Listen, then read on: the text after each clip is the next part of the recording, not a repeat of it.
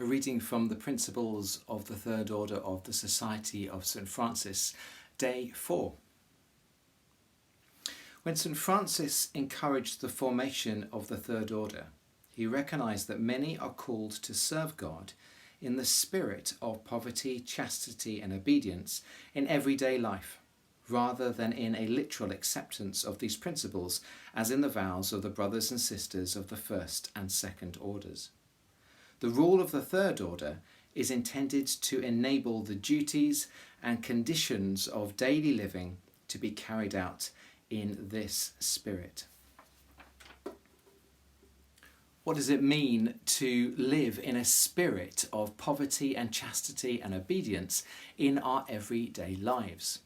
I would suggest that it's about living out that spirit of Franciscan poverty, Franciscan not possessing, not finding our sense of security and value and acceptance and self-worth in our ability to possess and control things, poverty, people, chastity, and situations, obedience.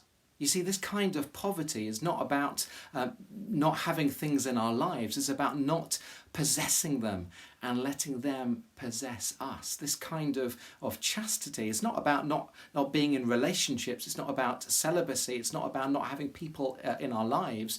But it is about not finding our sense of value from our ability to attract and control and manipulate, living without possessing others.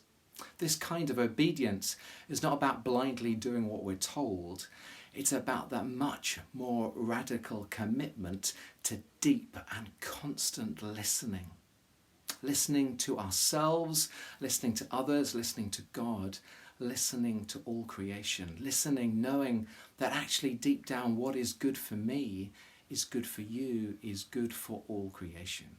And what is good for all creation is good for me and good for you, because wonderfully and mysteriously we are interconnected and we are not two. May God give us grace to live in a spirit of poverty, chastity and obedience today.